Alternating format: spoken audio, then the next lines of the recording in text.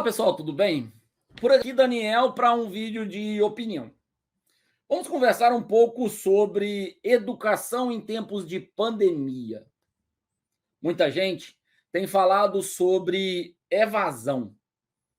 Eu tenho visto empresas, poder público falar sobre evasão. Vamos entender primeiro uma característica relevante. O que é evasão?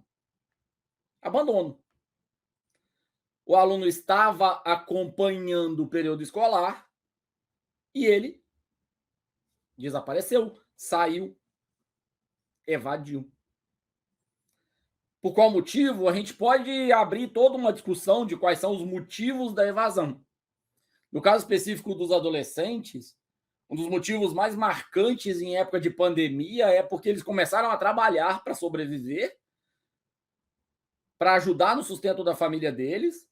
Afinal de contas, a gente está falando em custos cada vez mais altos de cesta básica, de combustível. E, portanto, não resta outra saída que não evadir. Eles precisam deixar de ir à aula porque eles estão em horário de trabalho. E repito algo que eu já disse aqui no canal. O retorno em 2021 para ensino presencial durante 15 e 20 dias para depois uma semana de dispensa foi completamente tapar o sol com a peneira, completamente para inglês ver. Em nenhum quesito de aprendizagem, em nenhum quesito de planejamento, é justificável você retornar uma aula presencial por 3 semanas, 4 semanas que seja. Quando você chama de volta para o ensino presencial, você está querendo comprovar evasão, é isso? Porque na hora que você chamou de volta, você tem uma parte dos alunos retornando e, portanto, você tem uma comprovação de que uma parte dos alunos não retornou e aquilo que era uma suspeita de evasão agora tem um pouco mais de certeza. Porque, obviamente, num momento de pandemia, não voltar pode não configurar uma evasão, mas configurar uma precaução da família. Agora, vamos separar claramente uma questão muito importante. O problema das escolas é a evasão, ou o problema das escolas é algo que foi instituído lá no governo Fernando Henrique para melhorar os índices de alfabetização brasileiros e, portanto, não mais se pode reprovar aluno, e você tem um aluno que vai cada vez mais passando com defasagem de aprendizagem. Sim, a gente tem um monte de métodos avaliativos que são problemáticos pra caramba. Os métodos avaliativos não são adequados, não são as melhores ferramentas que existem para acompanhar mediante uma prova, mediante um histórico de notas. Agora, minimamente, eles conseguem passar um retrato para a gente de como esses alunos estão evoluindo. A cada vez mais, os professores são chamados para fazer com que essas notas existam uma aprovação. Período de pandemia, muitas apostilas não entregues e a nota precisa aparecer. E essa nota aparece, o aluno aparece aprovado. E eu vou contar aqui uma experiência que eu tive quando fui coordenador de curso de computação numa cidade em Minas. Um dos professores chegou para mim e disse: Daniel, desculpa, mas uma turma de primeiro período que está fazendo cálculo não tem conhecimento básico de equações de segundo grau. O que fazer? E a minha resposta a esse professor foi: retome o conteúdo que eles precisam, as equações de segundo grau, e depois a gente vai ajustando isso para frente. Ou seja, o problema maior é a evasão, que você tem motivos principalmente de desigualdade social, desigualdade econômica associados. Ou o problema maior é a qualidade do ensino que faz com que os alunos cada vez mais passem e cada vez mais você tenha incentivo à inserção, entre aspas, profissional em profissões que não são adequadas àquele adolescente. Você formar um adolescente numa área, ou um jovem numa área de computação, por exemplo, que é a minha área, e ele trabalhar como empacotador no supermercado, ele trabalhar como atendente numa loja de móveis, significa que alguma questão em relação à formação está estranha, né? E aí que precisa ser mexido. É aí que precisa ser alterado, é aí que precisa discutir. Não é você discutir se o aluno precisa trabalhar, porque isso aí é uma questão de desenvolvimento social. Isso não é uma questão da educação. A educação é vítima. O aluno não consegue ir para a escola porque a família dele passa fome. O que compete à discussão da educação é uma discussão da qualidade da própria educação para que ela gere engajamento, para que ela gere perspectiva de futuro.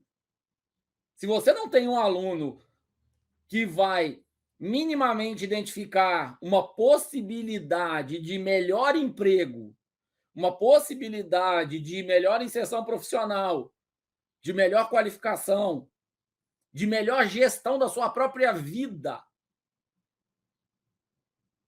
certamente esse aluno vai entender que carregar peso numa empresa é melhor do que estudar. Reparem que existem dois cenários. O cenário número 1 é o cenário onde esse aluno precisa trabalhar, porque a família dele passa fome, passa necessidade, não tem dinheiro para comprar remédio, precisa sobreviver. Ele tem um filho e ele precisa sustentar esse filho e essa família que ele começou a constituir.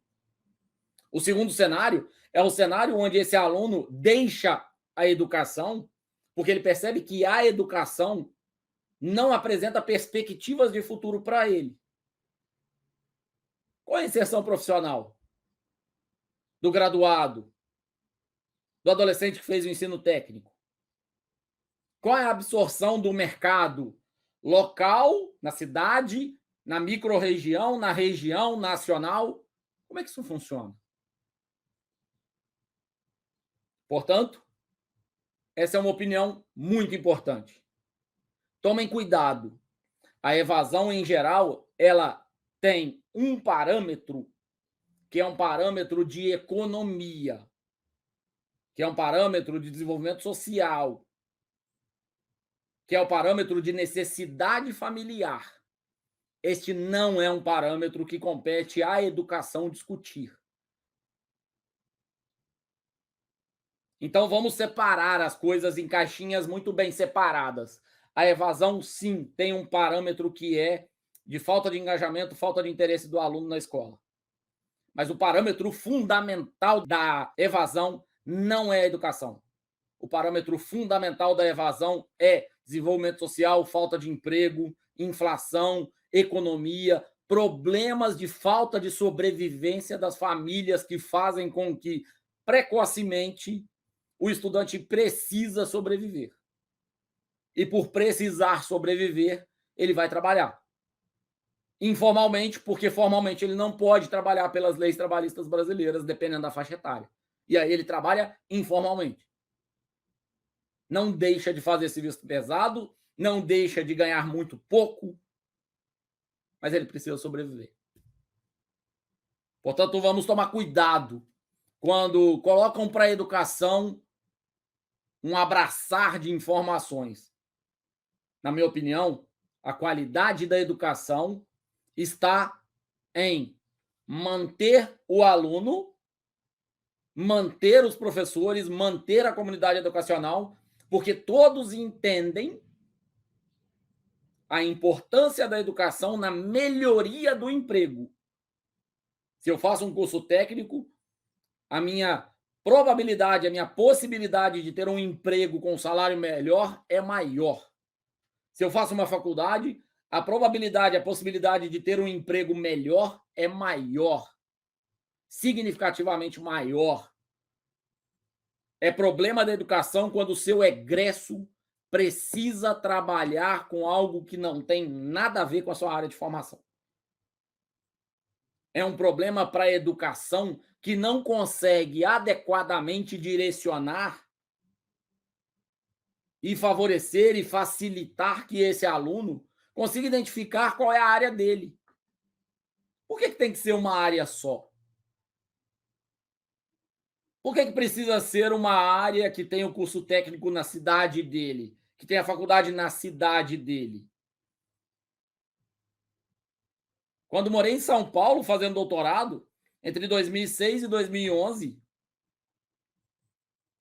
eu identificava por muitas vezes, sempre isso. Quando ia para São Paulo, estava indo com um monte de mineiros, pessoas de Minas Gerais. Quando voltava de São Paulo, estava voltando com um monte de paulistas. Mas algo é importante. Mineiros indo estudar em São Paulo, paulistas indo estudar em Viçosa, Minas Gerais. E aí você vai dizer que o adolescente quer mudar de cidade para estudar? Ou de fato você vai entender que a área que ele quer trabalhar está distante? E é um erro de planejamento e de disponibilidade de oportunidades. Esse é meu vídeo de opinião sobre evasão, permanência, qualidade da educação. Vamos tomar cuidado. Nem tudo é culpa da educação. Mas a educação tem algumas questões muito sérias que precisam ser melhoradas.